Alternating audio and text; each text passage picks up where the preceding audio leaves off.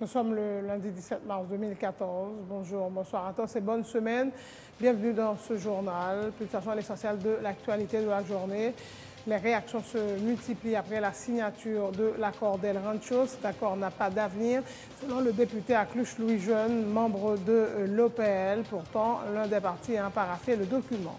Pour sa part, le député Sadak Dieudonné demande au président de la Chambre basse de ne pas signer l'accord et se dit sceptique quant à l'organisation d'élections annoncées pour le 26 octobre prochain.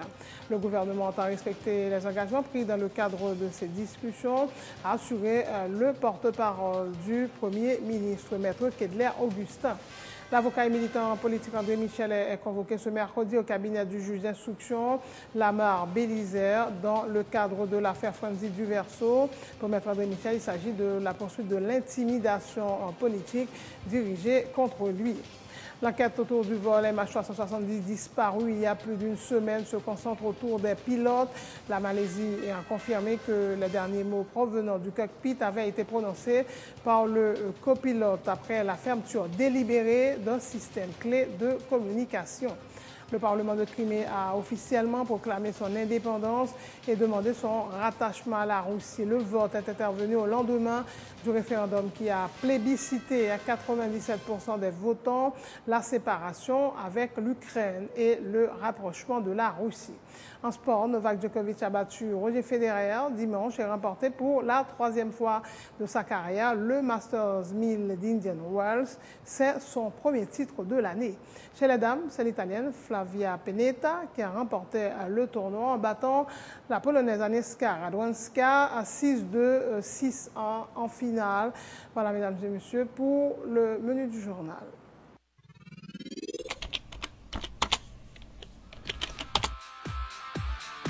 Bienvenue à cette édition d'Information Pulsation, l'essentiel de l'actualité de la journée. Merci de votre fidélité. Bienvenue dans ce premier numéro de Pulsation Week-end.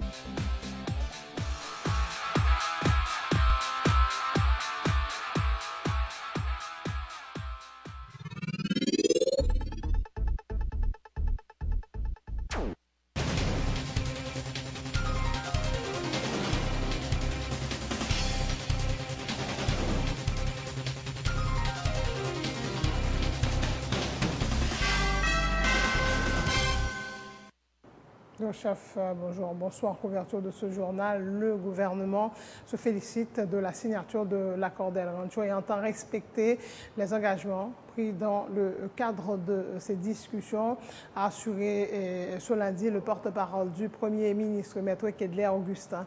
Pour ce qui est de l'annonce par le président Michel-Joseph Martelly de la date du 26 octobre qui pourrait être retenue pour la tenue du premier tour du scrutin, provoquant des critiques de certains secteurs. Maître Augustin rappelle que c'est la Constitution qui prévoit des élections le dernier dimanche du mois d'octobre. Il a réitéré la volonté du gouvernement d'organiser de bonnes élections. Le seul moyen, a-t-il ajouté, de renouveler le personnel politique dans une démocratie.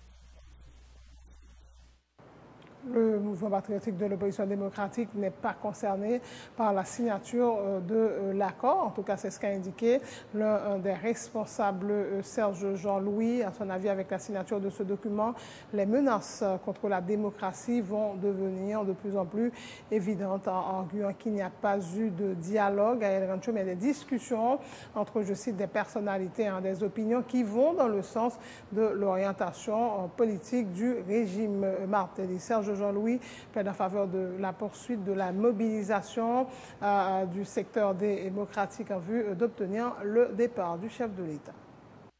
Pour nous faire dialogue, il faut qu'il y ait plusieurs personnes qui, dans un horizon différent, ou bien qui ont diverses opinions. Les opinions sont différentes les unes des autres.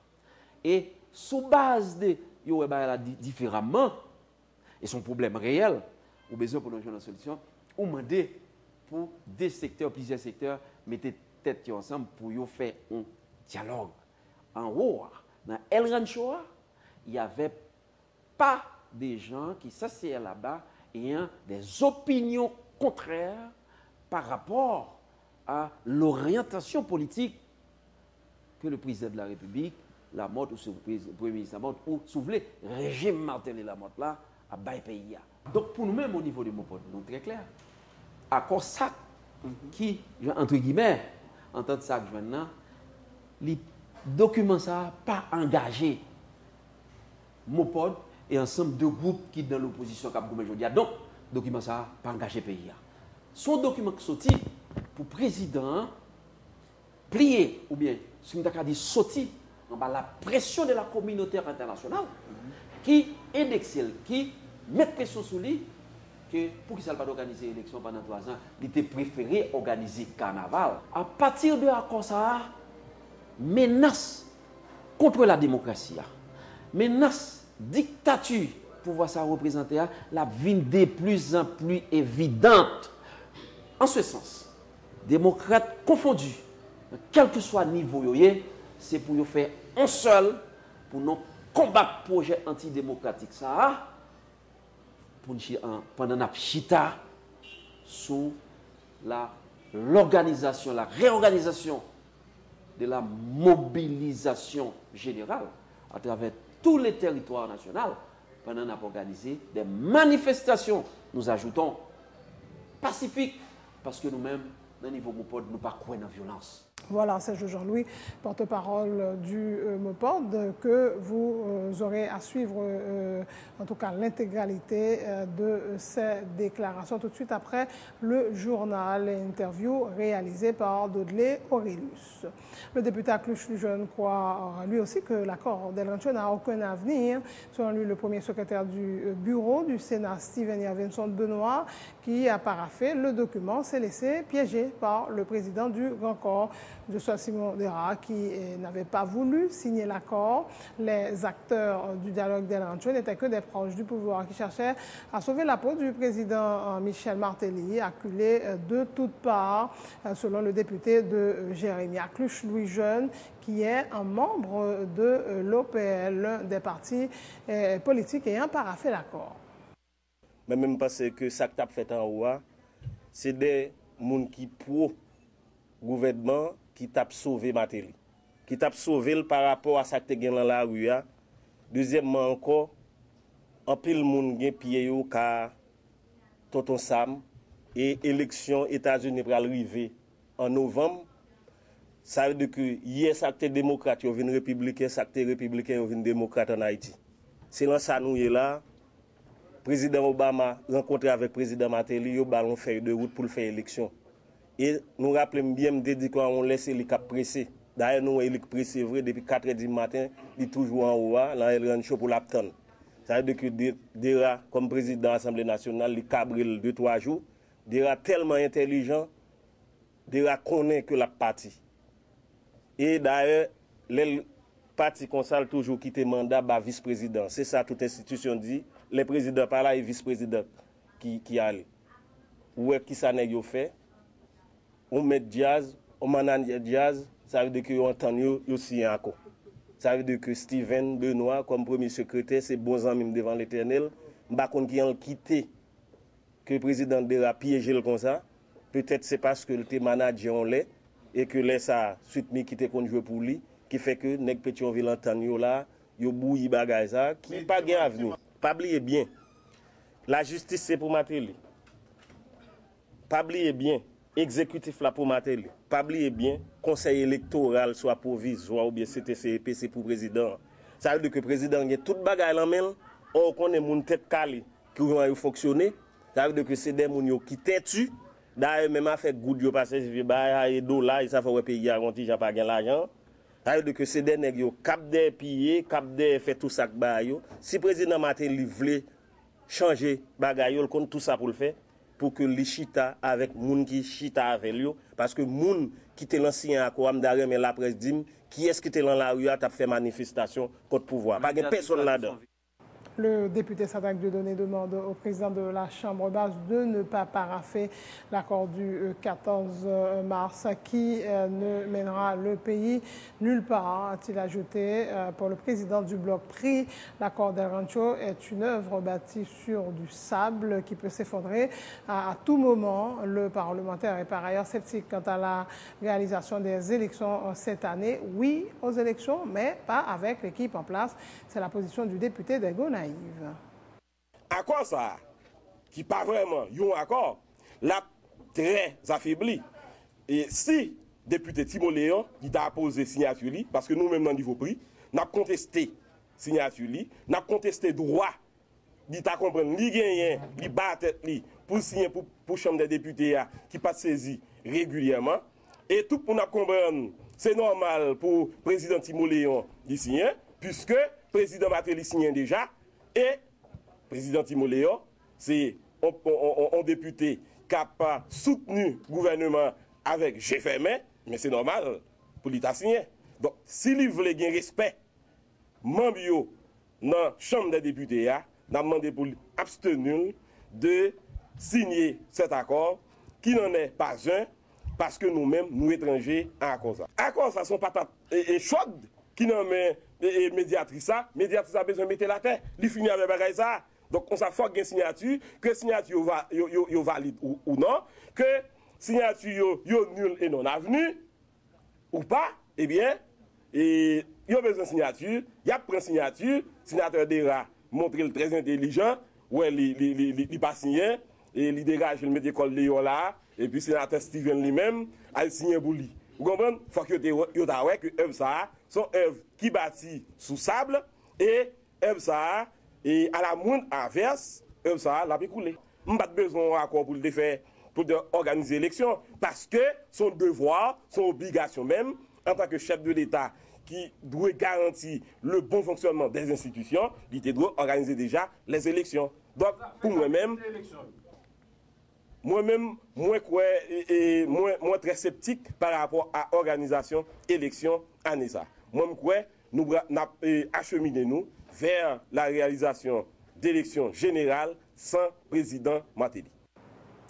Autre point de l'actualité, l'avocat et militant politique André Michel est convoqué mercredi au cabinet du juge d'instruction Lamar Bélisaire dans le cadre de l'affaire Fondi du Verseau. Pour maître André Michel, il s'agit de la poursuite de l'intimidation politique dirigée contre lui, mais assure qu'il ne se laissera pas faire. Il entend répondre à la convocation du juge Bélisaire en dépit des menaces d'arrestation dont il se dit l'objet.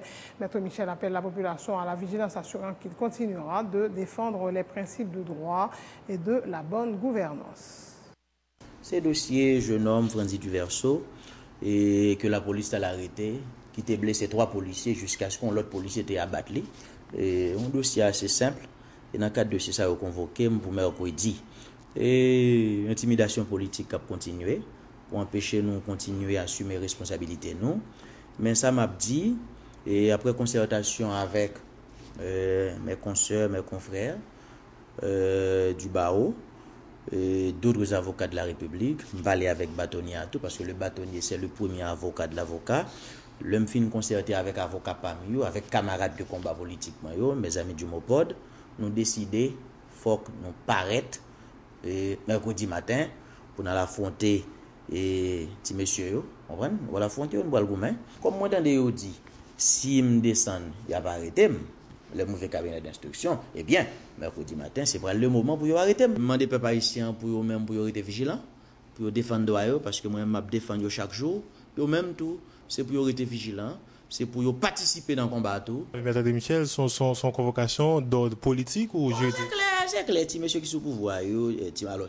Kidnappeurs, yo tout kidnapping, les amis président en kidnapping, ce sont la famille, il y a vendre drogue, fait toute bagaille, son pouvoir au prend pour cracher dans figure monde, racher dans monde. On dit bon, yo pensé yo capable faire bac.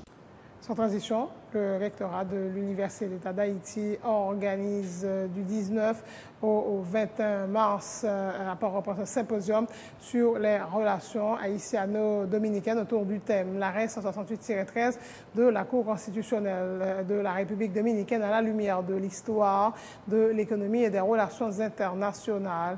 C'est la question également de l'apport économique et culturel de migrants haïtiens en République dominicaine et la solidarité entre les deux peuples. Des conférenciers haïtiens et étrangers prendront part à ce symposium qui se tiendra simultanément à l'hôtel Montana et dans plusieurs facultés de l'UEH. Watson Denis, membre du comité organisateur. Le rectorat universitaire a invité nous pour informer nous que 19, 20, 21 mars, pour aller remblé un symposium sur relations Haïti à République dominicaine. Thème central symposium, c'est l'arrêt 0168-13 de la Cour constitutionnelle de la République dominicaine à la lumière de l'histoire, de l'économie et des relations internationales. Comment histoire, sociologie, économie, droit et relations internationales apaider nous comprendre décision ça. C'est ouais qui Jean dans proposition qu'a fait qui Jean l'État en République dominicaine capable faire bac sous décision. Mais rôle universitaire c'est analyser, faire proposition. Donc il y a plusieurs thèmes, il y a plusieurs sujets, il y a plusieurs questions nous pourrons discuter durant Oumblé ça. M'a dit on série de thèmes. Par exemple, n'a gagné un panorama des relations haïtiano-dominicaines.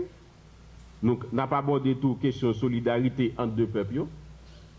N'a gagné comme thème migration haïtienne en République dominicaine. N'a gagné structure et mécanisme des échanges économiques et commerciaux. N'a gagné apport économique des migrants haïtiens en République dominicaine. Symposium non, l'a déroulé plusieurs côtés. L'a déroulé dans l'hôtel Montana, l'a commencé mercredi soir à partir de 6 h et puis dans deux autres jours 20-21 l'a déroulé l'a continué de dérouler dans l'hôtel Montana avec conférenciers haïtiens et étrangers, mais l'a déroulé tout dans une série de facultés nous gagnons dans l'université. Par l'organisation de ce forum, l'UEH entend jouer pleinement son rôle d'éclaireur de l'opinion publique, affirme le recteur Jean Vernet Henry, soulignant que des recommandations seront faites aux autorités de pays au terme des discussions. L'arrêt 168-13 de la Cour constitutionnelle dominicaine sera abordée, cette dimension politique, sociale, culturelle, économique et juridique, a-t-il dit. Ce forum est dédié à la mémoire de l'ambassadeur Guy Alexandre récemment décédé. Gros débat que nous avons fait dans l'université sur l'arrêt qui soutient la République dominicaine, arrêt 0168-13, que le Cour constitutionnelle dominicaine a sorti depuis le 23 septembre. C'est un arrêt qui rend près de 250 000 Dominicains d'origine étrangère apatrides. Comme la plupart de Mounzaïo, c'est 80% là-dedans, c'est des Haïtiens. Donc, pays d'Haïti particulièrement touché par problème ça. Faut que nous fassions débat, faut que nous fassions discussion, faut que nous fassions la lumière sur question. Nous prévoit vraiment mettre à nu, analyser dans tout aspect question ça et implication. Des experts haïtiens qui comptent question Haïti et République dominicaine, non? Très bien.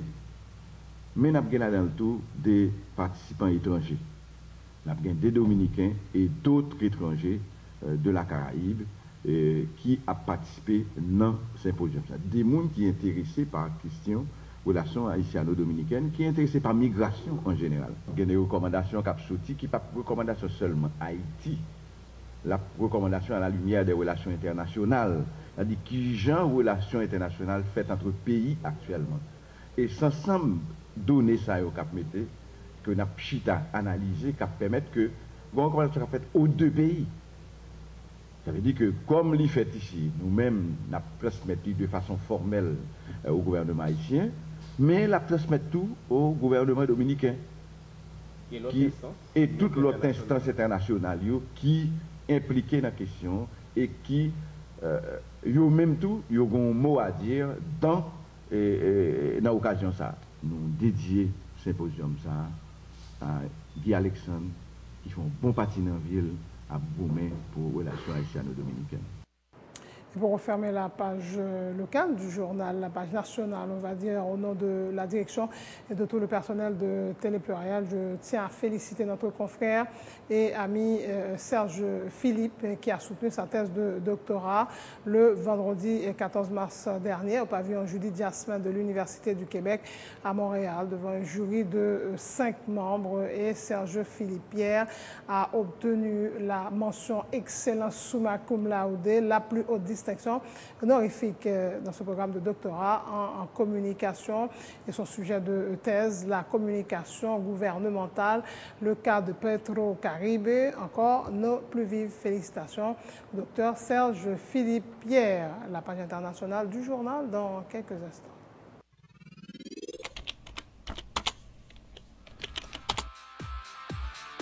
Bienvenue dans cette édition d'Information Pulsation, l'essentiel de l'actualité de la journée.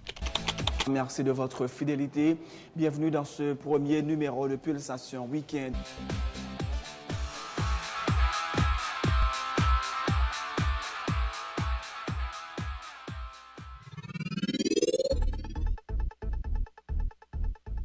C'est la fin de ce journal. Le rappel des titres avant de prendre congé de vous. Les réactions se multiplient après la signature de l'accord d'El Rancho. Cet accord n'a pas d'avenir, a indiqué le député Acluche Louis Jeune, membre de l'OPL, pourtant l'un des partis ayant paraphé le document. Pour sa part, le député Sadrak Dieudonné demande au président de la Chambre basse de ne pas signer le document et se dit sceptique quant à l'organisation d'élections annoncées pour le 26 octobre prochain. Le gouvernement entend respecter les engagements pris dans le cadre de ces discussions, a assuré le porte-parole du Premier ministre, Maître Kedler Augustin. L'avocat et militant politique André Michel est convoqué mercredi au cabinet du juge d'instruction Lamar Bélizer dans le cadre de l'affaire Franzi du Verseau. Pour Maître André Michel, il s'agit de la poursuite de l'intimidation politique dirigée contre lui. Dans l'actualité internationale, l'enquête autour du vol MH370 disparu il y a plus d'une semaine se concentre autour des pilotes. La Malaisie a confirmé que les derniers mots provenant du cockpit avaient été prononcés par le copilote après la fermeture délibérée d'un système clé de communication. Le Parlement de Crimée a officiellement proclamé son indépendance et demandé son rattachement à la Russie. Le vote est intervenu au lendemain du référendum qui a plébiscité à 97% des votants la séparation avec l'Ukraine et le rapprochement de la Russie. En sport, Novak Djokovic a battu Roger Federer dimanche et remporté pour la 3e fois de sa carrière le Masters 1000 d'Indian Wells. C'est son premier titre de l'année. Chez les dames, c'est l'Italienne Flavia Pennetta qui a remporté le tournoi en battant en finale la Polonaise Agnieszka Radwanska en 2-7, 6-2, 6-1. Merci de votre attention. Merci d'avoir choisi Télé Pluriel pour vous informer et bonne semaine.